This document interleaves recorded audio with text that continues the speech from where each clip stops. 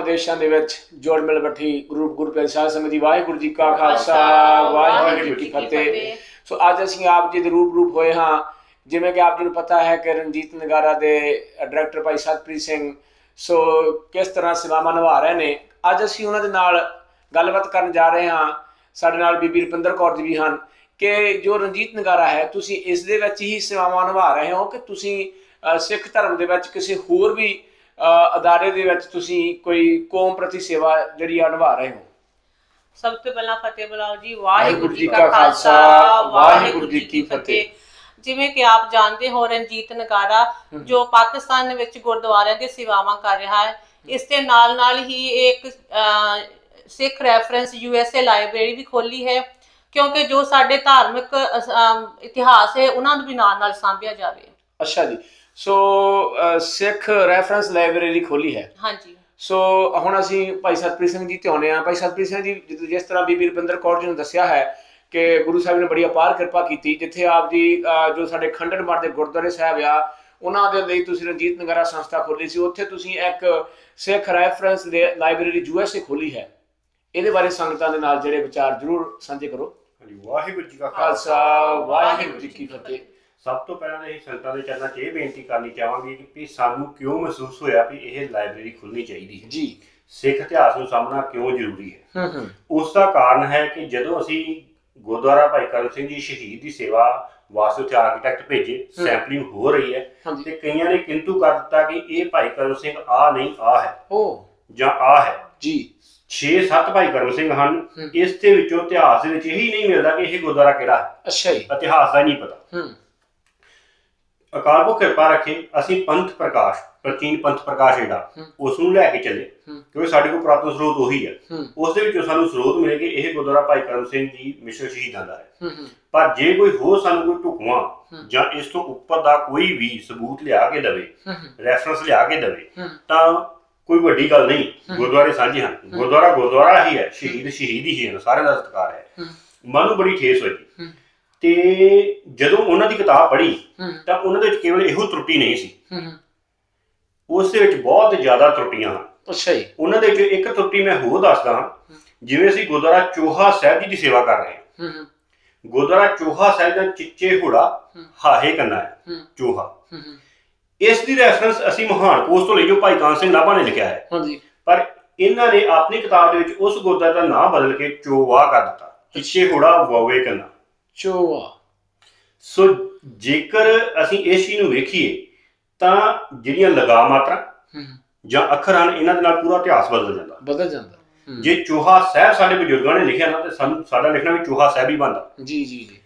ਹੁਣ ਇਸ ਕਰਕੇ ਮਨ ਨੂੰ ਬਹੁਤ ਠੇਸ ਹੋਈ। ਫਿਰ ਬਹੁਤ ਸਾਰੀਆਂ ਕਿਤਾਬਾਂ ਆਈਆਂ। ਇੱਕ ਕਿਤਾਬ ਪੜ੍ਹੀ, ਦਾ ਐਨਸਾਈਕਲੋਪੀਡੀਆ ਆਫ ਸਿੱਖਿਜ਼ਮ। ਅੱਛਾ ਜੀ।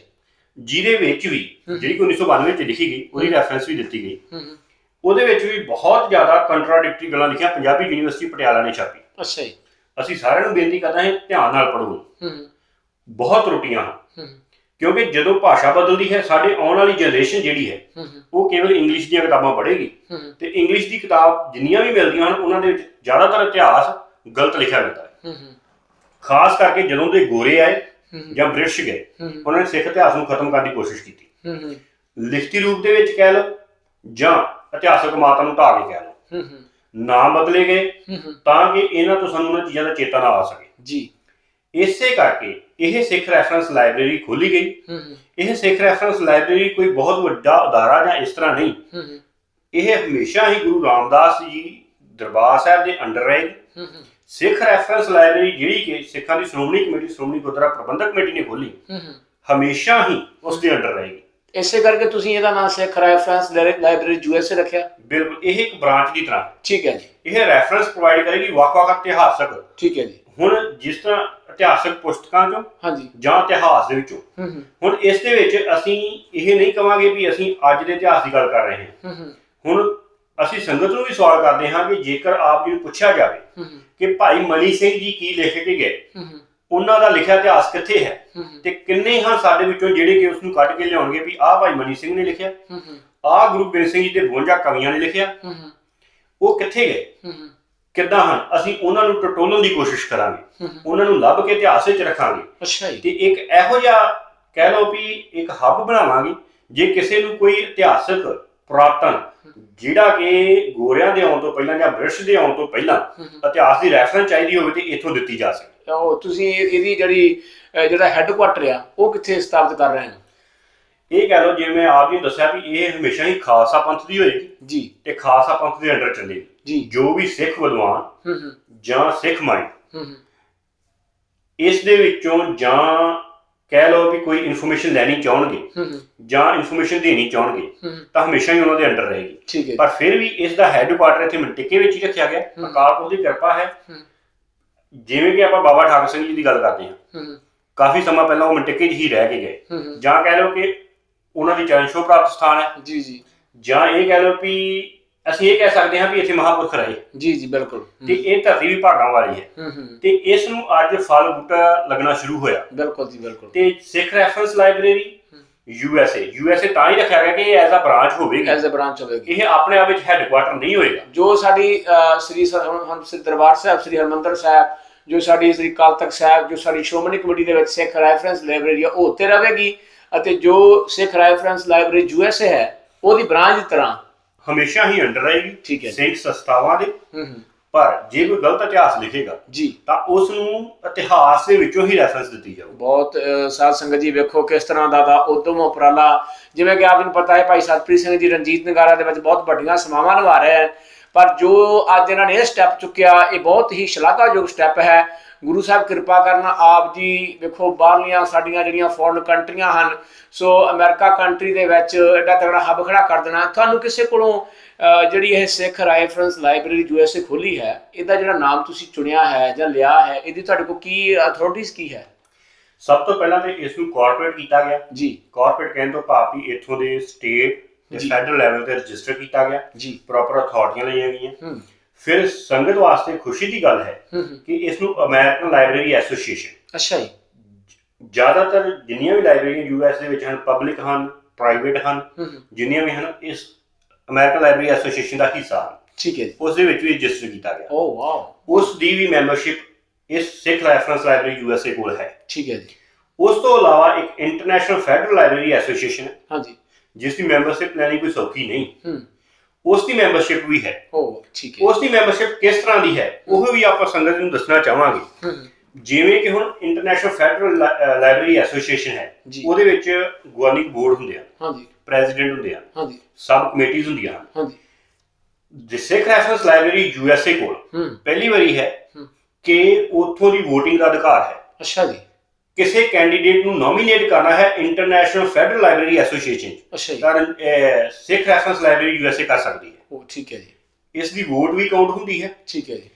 ਇਸ ਦੇ ਨਾਲ ਨਾਲ ਜਿਹੜੇ ਸੈਕਸ਼ਨਾਂ ਦੇ ਵਿੱਚ ਇਸ ਨੂੰ ਰੱਖਿਆ ਗਿਆ ਇੰਟਰਨੈਸ਼ਨਲ ਲੈਵਲ ਤੇ, ਅੱਛਾ ਜੀ, ਜਾਂ ਕਹਿ ਲਓ ਵੀ ਵਰਲਡ ਲਾਇਬ੍ਰੇਰੀ ਐਸੋਸੀਏਸ਼ਨ ਜਿਹੜੀ ਹੈ ਜਾਂ ਵਰਲਡ ਲਾਇਬ੍ਰੇਰੀ ਜਿਹੜੀ ਹੈ ਉਸ ਦੇ ਵਿੱਚ ਵੀ ਇਸ ਦੀ ਮੈਂਬਰਸ਼ਿਪ ਹੈ। ਠੀਕ ਹੈ ਜੀ। ਇਸ ਨੂੰ ਅਕੈਡਮਿਕ ਐਂਡ ਰਿਸਰਚ ਲਾਇਬ੍ਰੇਰੀ ਦੇ ਸੈਕਸ਼ਨ ਵਿੱਚ, ਹਾਂਜੀ, rare books and special collections ਦੇ ਵਿੱਚ, ਹਾਂਜੀ, ਐਜੂਕੇਸ਼ਨ ਐਂਡ ਟ੍ਰੇਨਿੰਗ, ਹਾਂਜੀ, ਰੈਫਰੈਂਸ ਐਂਡ ਇਨਫੋਰਮੇਸ਼ਨ ਸਰਵਿਸ, ਹਾਂਜੀ, ਮੈਨੇਜਮੈਂਟ ਆਫ ਲਾਇਬ੍ਰੇਰੀ ਐਸੋਸੀਏਸ਼ਨਸ, ਇਹਨਾਂ ਸਾਰੇ ਸੈਕਸ਼ਨਾਂ ਦੀ ਮੈਂਬਰਸ਼ਿਪ ਮਨਜ਼ੂਰੀ ਹੈ ਤੇ ਤਕਰੀਬਨ 15 ਤੋਂ 20 ਦਿਨ ਜਾਂ ਮਹੀਨੇ ਦੇ ਵਿੱਚ ਇਹ ਵਰਲਡ ਮੈਪ ਤੇ ਵੀ ਆ ਜਾਊਗੀ। ਵਰਲਡ ਮੈਪ ਤੇ ਜਿਹੜੀ ਸਿੱਖ ਰੈਫਰੈਂਸ ਲਾਇਬ੍ਰੇਰੀ USA ਸ਼ੋ ਕਰੂਗੀ। ਠੀਕ ਹੈ ਜੀ। ਹਾਂਜੀ। ਸੋ ਸਾਧ ਸੰਗਤ ਜੀ, ਬਹੁਤ ਹੀ ਖੁਸ਼ੀ ਵਾਲੀ ਗੱਲ ਹੈ ਸਿੱਖ ਕੌਮ ਵਾਸਤੇ ਕਿ ਗੁਰੂ ਸਾਹਿਬ ਨੇ ਬੜੀ ਕਿਰਪਾ ਕੀਤੀ ਕਿ ਜਿਸ ਤਰ੍ਹਾਂ ਭਾਈ ਸਤਪ੍ਰੀਤ ਸਿੰਘ ਉਹਨਾਂ ਦੀ ਜੋ ਸੋਚ ਹੈ, ਜੋ ਸਾਡਾ ਸ੍ਰੀ ਹਰਿਮੰਦਰ ਸਾਹਿਬ, ਸ੍ਰੀ ਦਰਬਾਰ ਸਾਹਿਬ, ਸ੍ਰੀ ਅਕਾਲ ਤਖਤ ਸਾਹਿਬ, ਪੰਜਾਬ ਹਿੰਦੁਸਤਾਨ ਦੇ ਵਿੱਚ ਸਾਡਾ ਜੋ ਪ੍ਰਚਾਰ ਹੋ ਰਿਹਾ, ਵਿਦੇਸ਼ਾਂ ਦੇ ਵਿੱਚ ਵੀ ਸਾਧ ਸੰਗਤ ਜੀ ਕਿਸ ਤਰ੍ਹਾਂ, ਜਿਵੇਂ ਕਿ ਪਤਾ ਹੈ ਕਿ ਰਣਜੀਤ ਨਗਾਰਾ ਗੁਰਧਾਮਾਂ ਦੀ ਸੇਵਾ ਨਿਭਾ ਰਿਹਾ, ਤੇ ਜੋ ਆਹ ਸਿੱਖ ਰੈਫਰੈਂਸ ਲਾਇਬ੍ਰੇਰੀ USA ਖੋਲ੍ਹ ਕੇ ਇਹਨਾਂ ਨੇ ਜੋ ਸਾਬਤ ਕੀਤਾ ਹੈ, ਸੋ ਆਉਣ ਵਾਲੀਆਂ ਸਾਡੀਆਂ ਜਿਹੜੀਆਂ ਜਨਰੇਸ਼ਨਾਂ ਬਹੁਤ ਜ਼ਿਆਦਾ ਇਹ ਤੋਂ ਲਾਹਾ ਲੈ ਸਕਣਗੀਆਂ। ਸੋ ਇਹਦੀ ਤੁਸੀਂ ਕੋਈ ਮੈਂਬਰਸ਼ਿਪ ਵੀ ਰੱਖੋਗੇ ਫਿਊਚਰ ਦੇ ਵਿੱਚ? ਹਾਂਜੀ, ਕੋਈ ਜ਼ਿਆਦਾ ਨਹੀਂ ਹੋਏਗੀ। ਠੀਕ ਹੈ ਜੀ। ਬਹੁਤ ਥੋੜੀ ਹੋਏਗੀ, ਬਟ ਜਿਵੇਂ ਇਸ ਦੇ ਖਰਚੇ ਚਲਾਉਣ ਲਈ, ਠੀਕ ਹੈ, ਥੋੜੀ ਬਹੁਤੀ ਮੈਂਬਰਸ਼ਿਪ ਜਿਵੇਂ ਕਰੋ $100 ਜਾਂ $150, ਠੀਕ ਹੈ, ਸਾਲਾਨਾ ਰੱਖੀ ਜਾਵੇਗੀ। ਠੀਕ ਹੈ ਜੀ। ਉਸ ਦੇ ਨਾਲ ਕੋਈ ਵੀ ਇਸ ਤੋਂ ਕੋਈ ਬੁੱਕ ਰੈਂਟ ਕਰ ਸਕਦਾ ਹੈ। ਠੀਕ ਹੈ ਜੀ। ਇਸ ਤੋਂ ਕੋਈ ਬਾਏ ਕਰ ਸਕਦਾ ਹੈ। ਠੀਕ ਹੈ ਜੀ। ਜਾਂ ਉਸ ਦੀ ਕਾਪੀ ਲੈ ਸਕਦਾ ਹੈ। ਠੀਕ ਹੈ ਜੀ। ਕੋਸ਼ਿਸ਼ ਹੈ ਕਿ ਇਹਦੇ ਵਿੱਚ ਜਿਹੜੇ ਸਾਡੇ ਰੇਅਰ ਇਤਿਹਾਸ ਹਨ, ਹਾਂਜੀ, ਉਹਨਾਂ ਨੂੰ ਇਕੱਠਾ ਕਰਕੇ ਉਹਨਾਂ ਨੂੰ ਡਿਜੀਟਾਈਜ਼ ਵੀ ਕੀਤਾ ਜਾਵੇ। ਡਿਜੀਟਾਈਜ਼ ਕਰਕੇ ਸੰਗਤ ਨੂੰ ਫ੍ਰੀ ਵੰਡਿਆ ਜਾਵੇ। ਠੀਕ ਹੈ ਜੀ। ਉਸ ਦੀਆਂ ਕਾਪੀਆਂ ਵੀ ਪਬਲਿਸ਼ ਕੀਤੀਆਂ ਜਾਣਗੀਆਂ ਜੇ ਅਕਾਲ ਪੁਰਖ ਨੇ ਕਿਰਪਾ ਰੱਖੀ ਤੇ ਸੰਗਤ ਦਾ ਸਹਿਯੋਗ ਮਿਲਦਾ ਰਿਹਾ। ਸਾਧ ਸੰਗਤ ਜੀ ਇਹੋ ਜਿਹੇ ਜਿਹੜੇ ਉਦਮ ਉਪਰਾਲੇ ਹੁੰਦੇ ਆ, ਬਹੁਤ ਕੋਈ ਬਿਰਲੇ ਇਨਸਾਨ ਹੋਇਆ ਕਰਦੇ ਆ ਜਿਹੜੇ ਇਹੋ ਜਿਹੇ ਉਦਮ ਉਪਰਾਲੇ ਕਰਦੇ ਨੇ। ਸੋ ਜੇਕਰ ਭਾਈ ਸਤਿਪ੍ਰੀਤ ਸਿੰਘ ਜੀ ਨੇ ਉਦਮ ਉਪਰਾਲਾ ਕੀਤਾ ਤੇ ਸਾਡਾ ਫਰਜ਼ ਬਣਦਾ ਕਿ ਰਲ ਮਿਲ ਕਰਕੇ ਇਹਨਾਂ ਦੀ ਸਪੋਰਟ ਕਰੀਏ। ਸੋ ਤਾਂ ਕਰਕੇ ਇਹ ਜਿਹੜੀ ਸਿੱਖ ਰੈਫਰੈਂਸ ਲਾਇਬ੍ਰੇਰੀ USA ਇਹਨਾਂ ਨੇ ਖੋਲ੍ਹੀ ਹੈ ਤੇ ਆਪਾਂ ਸਾਰਿਆਂ ਨੇ ਹੀ ਇਹਨਾਂ ਦਾ ਨਾਲ ਹੌਸਲਾ ਅਫਜ਼ਾਈ ਕਰਨੀ ਹੈ। ਤਾਂ ਕਰਕੇ ਜਿਸ ਤਰ੍ਹਾਂ ਇਹਨਾਂ ਨੇ ਸਟੇਟ ਲੈਵਲ ਤੇ USA ਲੈਵਲ ਤੇ ਵਰਲਡ ਲੈਵਲ ਤੇ ਕਿਸ ਤਰ੍ਹਾਂ ਸਿੱਖ ਰੈਫਰੈਂਸ ਲਾਇਬ੍ਰੇਰੀ ਦਾ ਨਾਂ ਲੈ ਕੇ ਗਏ ਹਨ। ਸੋ ਇਹਨਾਂ ਦਾ ਬਹੁਤ ਬਹੁਤ ਧੰਨਵਾਦ ਭਾਈ ਸਤਿਪ੍ਰੀਤ ਸਿੰਘ ਜੀ ਦਾ, ਬੀਬੀ ਰੁਪਿੰਦਰ ਕੌਰ ਜੀ ਦਾ। ਗੁਰੂ ਸਾਹਿਬ ਕਿਰਪਾ ਕਰਨ ਇਸੇ ਤਰ੍ਹਾਂ ਹੀ ਤੁਸੀਂ ਇਹਨਾਂ ਨੂੰ ਸਹਿਯੋਗ ਜਿਹੜਾ ਆ ਉਹ ਬਖਸ਼ਦੇ ਰਹੋ, ਤਾਂ ਕਰਕੇ ਆਉਣ ਵਾਲੇ ਸਮਿਆਂ ਦੇ ਵਿੱਚ ਵੱਧ ਚੜ ਕੇ ਇਸੇ ਕੌਮ ਦੀ ਸੇਵਾ ਕਰਦੇ ਰਹਿਣ। ਇੰਨੀਆਂ ਕੁ ਵਿਚਾਰਾਂ ਨਾਲ ਅਸੀਂ ਖਿਮਾ ਦੇ ਜੱਜ ਕਹਾਂ। ਵਾਹਿਗੁਰੂ ਜੀ ਕਾ ਖਾਲਸਾ, ਵਾਹਿਗੁਰੂ ਜੀ ਕੀ ਫਤਿਹ।